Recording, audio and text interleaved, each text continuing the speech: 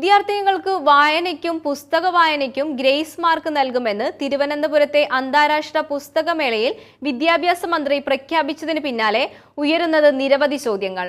സ്കൂളുകളിൽ കാര്യക്ഷമമായ ലൈബ്രറികളുണ്ടോ? ദിനപത്രങ്ങൾ ലഭ്യമാണോ? UP വിഭാഗം കുട്ടികൾക്ക് വായനാ പീരിയഡ് ഉണ്ടെങ്കിലും അവിടെ പുസ്തകങ്ങൾ വായിക്കുന്നുണ്ടോ? ലൈബ്രറിയൻ തസ്തികകളിൽ നിയമനമില്ലാതെ എങ്ങനെ ഗ്രേസ് മാർക്ക് നൽകാനാണ് ഉദ്ദേശിക്കുന്നതെന്ന ചോദ്യവും ഉയരുന്നു.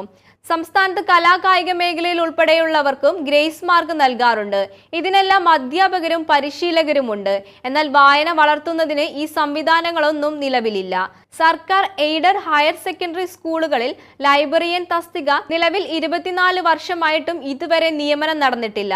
24 വർഷമായി അധ്യാപകർക്ക് പേരിന് ലൈബ്രറിയുടെ ചുമതല നൽകിയാണ് സ്കൂൾ ലൈബ്രറികൾ നടക്കുന്നത്.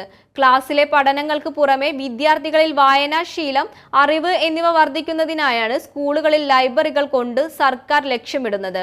പൊതുവിദ്യാലയങ്ങളിൽ കാര്യക്ഷമമായ ലൈബ്രറികളും ലൈബ്രറിയനും വേണമെന്നും കേരള വിദ്യാഭ്യാസ ചട്ടം 32 അധ്യായത്തിലും 2001 ഹയർ സെക്കൻഡറി സ്കൂൾ സ്പെഷ്യൽ റൂളിലും നിരവധി കോടതി വിധികളിലും പറയുന്നുണ്ട്. സംസ്ഥാനത്ത് സർക്കാർ എയ്ഡഡ് സ്കൂളുകൾ ഒഴികെ മറ്റെല്ലാ സ്കൂളുകളിലും ലൈബ്രറിയന്മാരുണ്ട്. കേന്ദ്ര സർക്കാരിന് കീഴിലുള്ള കേന്ദ്രീയ നവോത്ഥാന വിദ്യാലയങ്ങളിലും സ്ഥിരം ലൈബ്രറിയന്മാരുണ്ട്.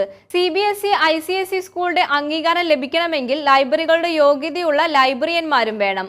കൂടാതെ വിദ്യാഭ്യാസ കമ്മീഷനുകളും ഹൈസ്കൂൾ ഹയർ സെക്കൻഡറി ലയനവുമായി ബന്ധപ്പെട്ട ഖാദർ കമ്മിറ്റി റിപ്പോർട്ടും ഇതേക്കുറിച്ച് വ്യക്തമായി പറയുന്നുണ്ട്.